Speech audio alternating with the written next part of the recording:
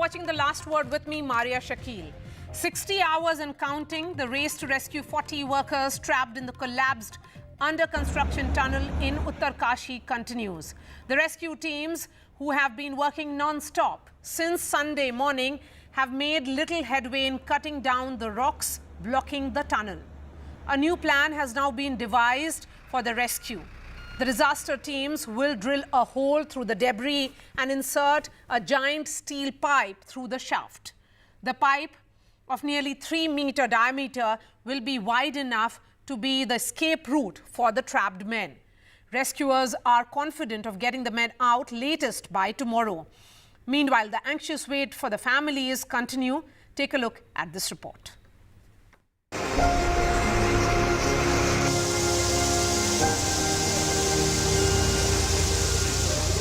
Over 60 hours after a portion of this Uttarakhand tunnel collapsed, rescuers have still not managed to reach the 40 workers stranded inside. This means an ongoing anxious wait for the families of those trapped inside the tunnel. Like Gabbar Singh Negi, a resident of Uttarakhand's Kotdwar district who was working as a supervisor at the site. अभी सुबह 8:30 बजे मैंने उनसे बात करी तो उन्होंने यही बोला कि हौसला यहाँ सबका मैं हौसला बढ़ा रहा हूँ और घर में यह बोलना कि सब कोई चिंता ना करे और यहाँ पर खाना पानी की व्यवस्था सही है और चोट वगैरह सबसे मेन बात कि किसी को नहीं लगी है। अच्छा, बातचीत कैसे हुई? पाइप एक ऑक्सीजन पाइप के जरिए। अच्छा, ऑक्सीजन पाइप से वहाँ से बातचीत कर रहे हो? हाँ जी, पाइप के जरिए बातचीत हुई। जरूरत हो तो बताइएगा। Some family members have given up food and water as they shed tears in the hope of their loved ones coming back safely. मेरा भाई गए थे मजदूर करने के लिए, वो वहाँ पे सूचना मिला, वहाँ पे फंसे लोग हैं। हमें 2-3 दिन से खाना नहीं ना पानी कुछ खा नहीं जा रहा है। 2 शिफ्ट में ड्यूटी था इन लोगों का और उन लोगों का नाइट ड्यूटी था।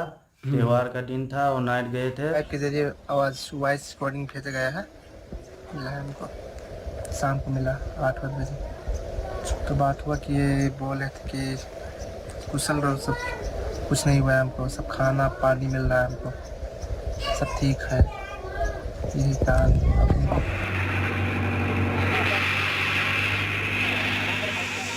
This as rescuers attempted a fresh move using heavy machines to drive a steel pipe with a width of nearly 3 feet into the area where the workers are trapped. The pipe is wide enough for the trapped men to squeeze through.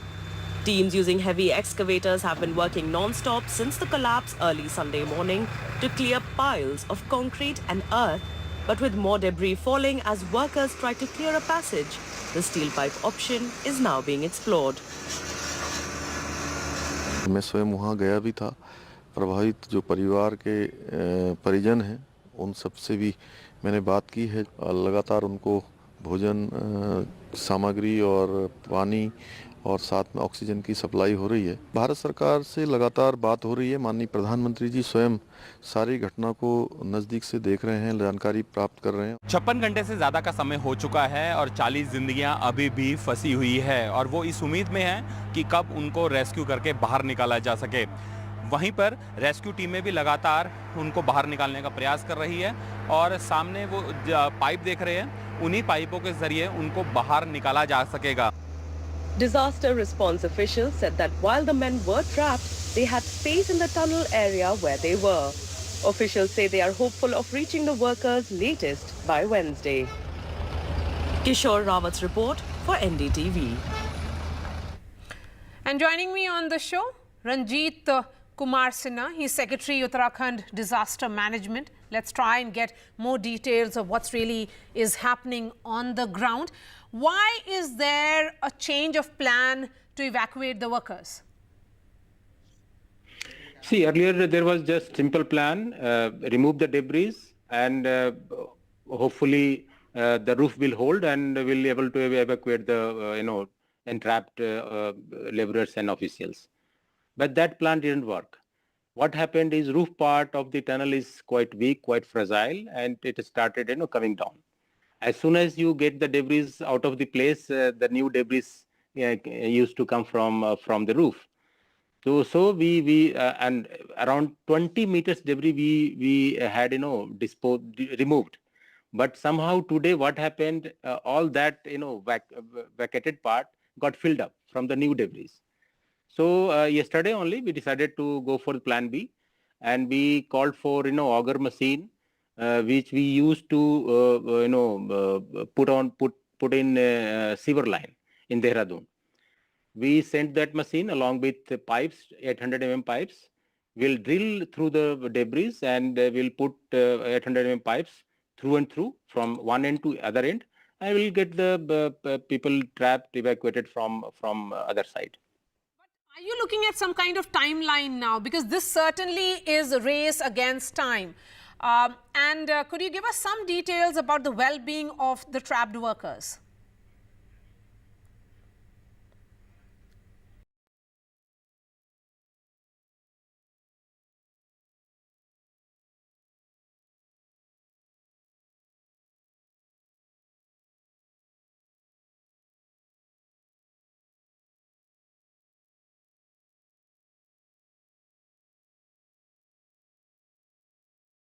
I just said the people inside they are safe. We are able to send even oxygen, water, food. Communication has been established, so there is no issue on that part. People are safe inside. We are able to talk to them. And they are also giving information regarding the status of the debris from on the other side. So that helps in the planning also. And yesterday I was there on the site. I gave them 30 hours time to do the whole job. Even the technical engineers associated with that technology, they themselves said they will be able to do this in 30 hours. So I gave them 30 hours plus minus 10 hours. So we are hopeful in 30 to 35 hours we will be able to complete the job. Okay, Dr. Sinha, is Uttarakhand really prepared for this kind of infrastructure push? The reason why I'm saying is because if we were to look at statistics, there have been multiple landslides and fatalities because of these landslides in recent times, in the last few months alone. See, infrastructure is very important in Uttarakhand part. There are various reasons for that. One is, in higher Himalayas, it's very difficult to reach there, and this is important for economy, tourism, and other things. Apart from that, is also important from a strategic point of view. Uttarakhand borders with two countries, Nepal and China. So infrastructure is very important. How do we do it? That is another aspect. In this kind of work, tunneling and all, we do some investigation beforehand. But when we start the tunneling, very new things come up. So we have to be ready for any challenges which comes in the way during the work. And this is what happened. We were hoping there will be hard rock, but somehow in that small part, that 50 meters, 60 meter part, the rock is very fragile. Roof part is very weak. So two things are important. One is alert and alarm system, which should be automated. There in this work, they had some kind of alert system, but somehow it didn't work at that time, at that moment. We have to strengthen that, yes, of course. And second is, how can we make the work more resilient from safety point of view? We can have something like, now, we are planning to put on some pipe to bring them out. We can have this kind of pipe throughout the work. So we can plan in the future, which can be put in place, 800 mm, 900 mm pipes, so that if something happens, they can come out immediately. So we are planning for these two things, and how can we retrofit that weak part on the roof, on that portion. We have sent a technical team, around 8 people team. They will suggest some measures, and we'll accordingly send the recommendation to NHDCIL for further action. All right, Dr. Sinha, ecologists, are of the opinion, and environmentalists have been saying, that this is all because of unplanned urbanization, which is carried out without any study of the ground and the soil. How will you respond to this charge? There is no urbanization in that area. It's a tunneling which can connect, different parts of the Uttarkashi region. It also helped connectivity with Himachal Pradesh. It will go towards, the tunnel part will help shorten the route to border. So it is not for, urbanization. It is from a strategic point of view. It is very important, that tunnel part. All right. Thank you so much for that update. And we certainly hope that the trapped workers are rescued at the earliest and they come out of that area where they are trapped. Shifting focus to another story now. Nearly 6 weeks into the Israel-Gaza war, Israeli troops have overrun Hamas strongholds in Gaza City. IDF now claims to have control of a building that houses the Hamas parliament. The Al-Shifa hospital is completely surrounded by Israeli tanks, grinding Gaza's biggest hospital to a halt. 179 people, including babies, were buried in a mass grave in the hospital compound. From the United Nations to the World Health Organization, everybody, everyone, is warning of collapse of medical care in the Palestinian enclave. Israel, in its defense, has claimed Al-Shifa sits on top of a network of tunnels that is the main hideout of Hamas operatives. And caught in this crossfire are the innocent Palestinians. We ask on the show, is it endgame Gaza?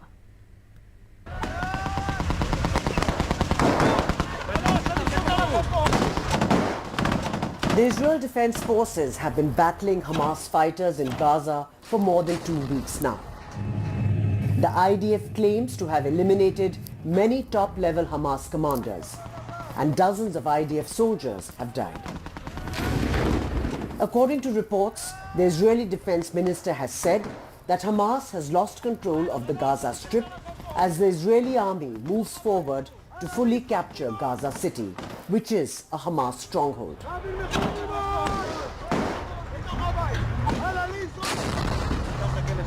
An image circulating on social media shows IDF troops inside Gaza's parliament building after reportedly capturing the site.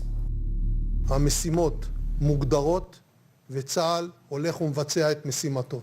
חמאס נמצא בלחץ גדול. הלחץ הזה ממש בשעות אלה הולך וגובר.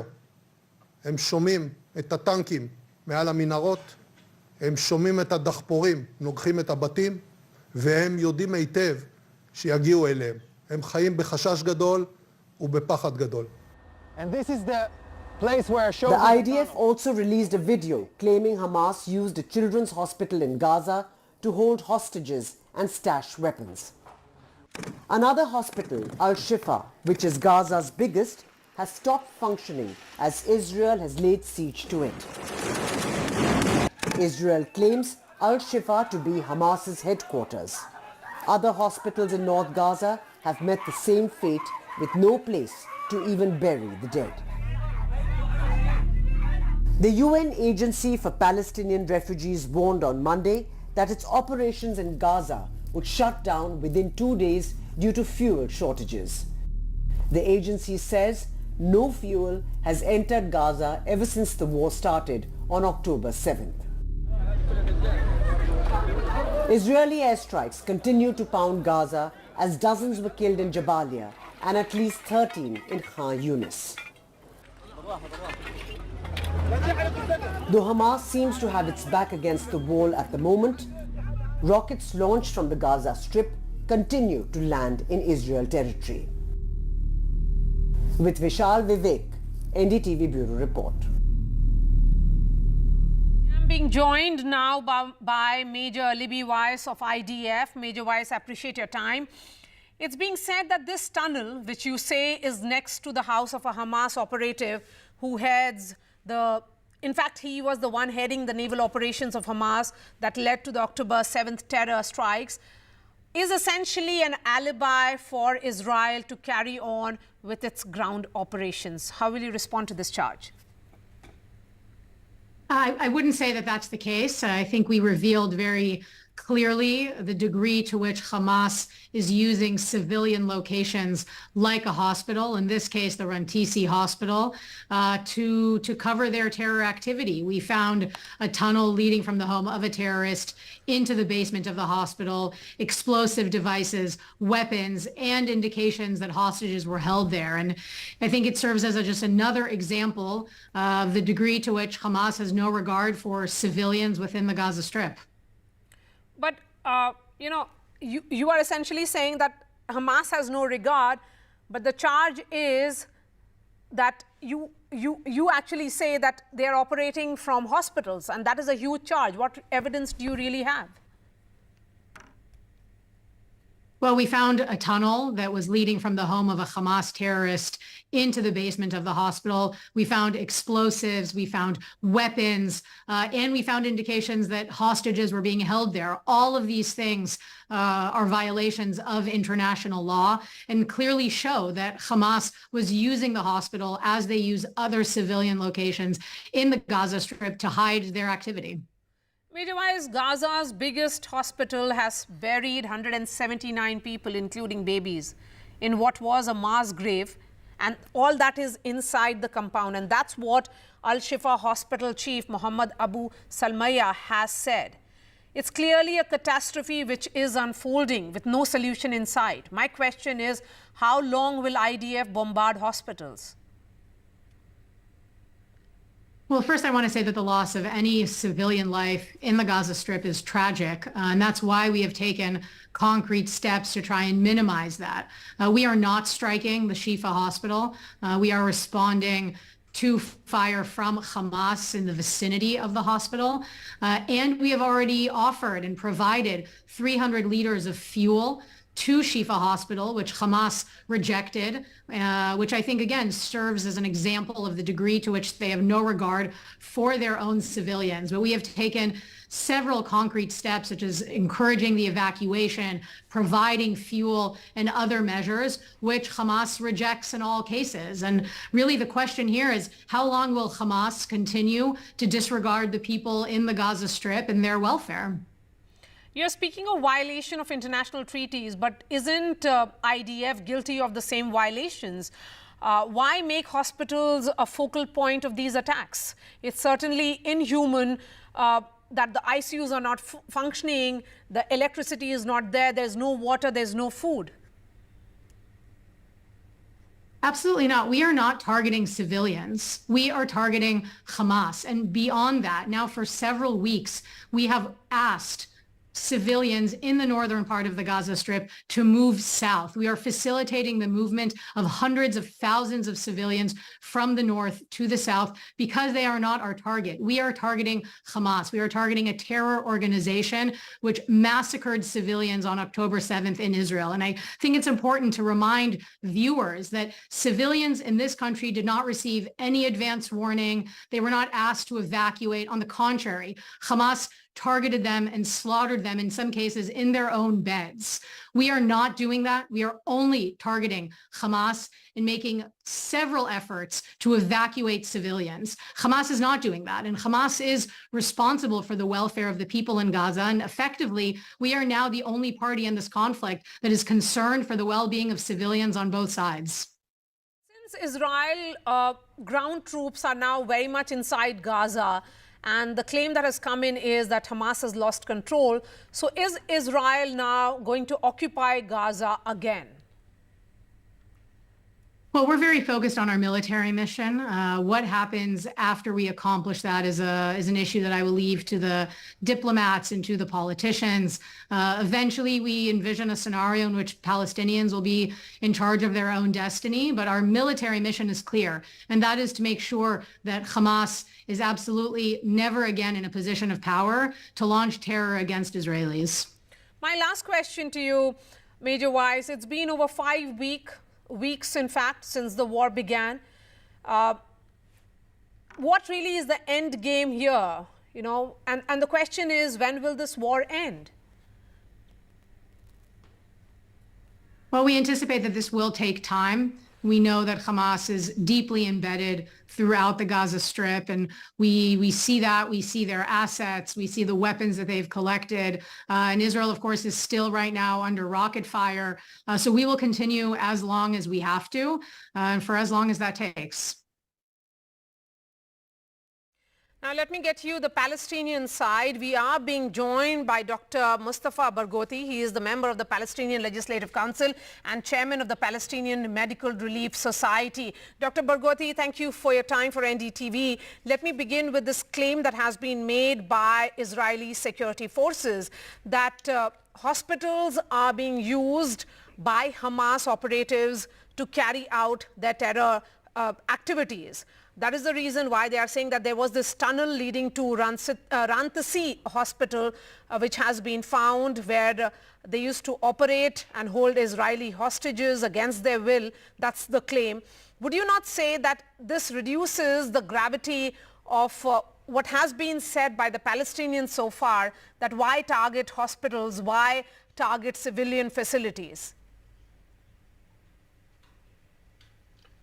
I think everything they told you is absolutely incorrect, and it's another big lie from the Israeli side.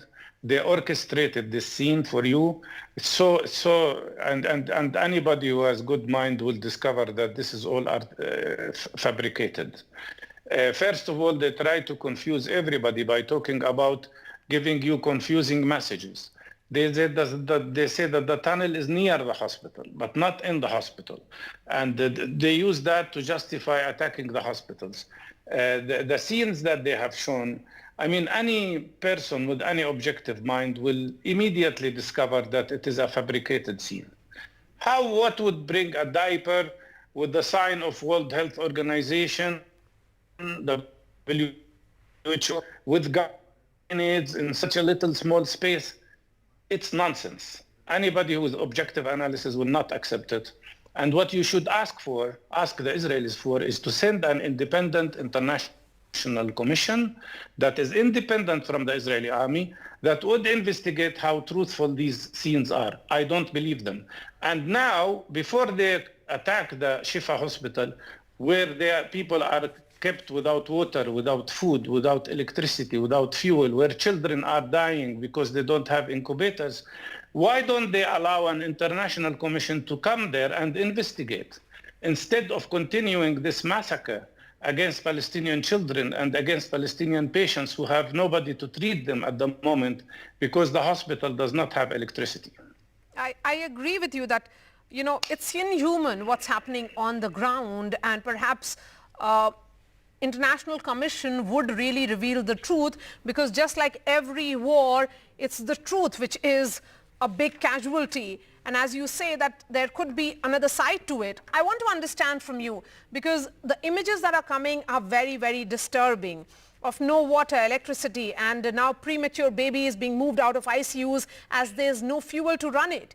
Till when will this continue? For all the talks by the United Nations, nothing seems to be helping the situation on the ground. Dr. Barghouti. Because unfortunately, many countries in this world, including and in particular the President of the United States of America and his State Secretary and the Prime Minister of Britain and many others, are obstructing the resolution about immediate ceasefire, allowing the continuation of these massacres against Palestinians. Nothing in the world could justify killing 6,000 Palestinian children. Nothing can justify the fact that 3,000 Palestinians now, including 1,500 children, are under the rubble, and nobody can reach them. I've just received calls from our colleagues, our medical colleagues in Gaza.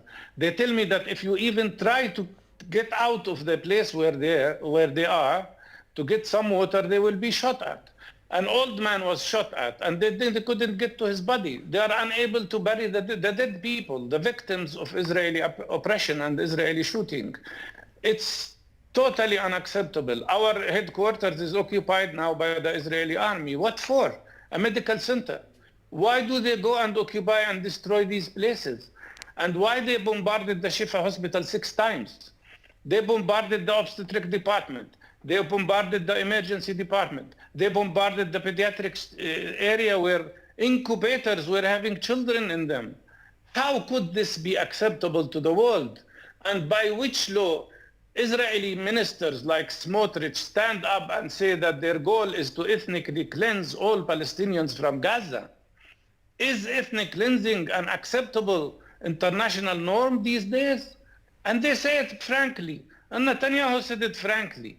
How could the world accept that? I hold the United States in particular, but also their junior partner, Britain, responsible for the continuation of these war crimes against Palestinians in Gaza. What about the Arab world? What about the Arab world, Dr. Barghouti? Their leaders have only verbally condemned Israel, but doing little to ensure that Israel stops this bombardment. What more should they do? I totally agree with you. The Arab countries are not doing enough, and the Arab leaders have not done what they should do, especially after Netanyahu said in his last statement that all Arab leaders should shut up. When it reaches this level of arrogance, where he humiliates all Arab leaders, they should at least respond for that. And I think what Arab leaders should do is two things. First of all, they should send a convoy consisting of members from all the 57 countries that gathered in Saudi Arabia and tell Israel that they're going to bring food and fuel and medicines to the people of Gaza and challenge Israel. And the second thing they should do, I don't know Israel would dare to bombard 57 representatives of 57 countries. But the second thing they should do, they should tell the United States of America and other Western governments that they will cut oil from them and that they will not buy their products if Israel does not stop this atrocity, stop the genocide that is happening against Palestinians, and if Israel doesn't accept us. All right. Dr. Barghouti, appreciate your time. Thank you so much. With that, it's a wrap from me. Thanks so much for watching.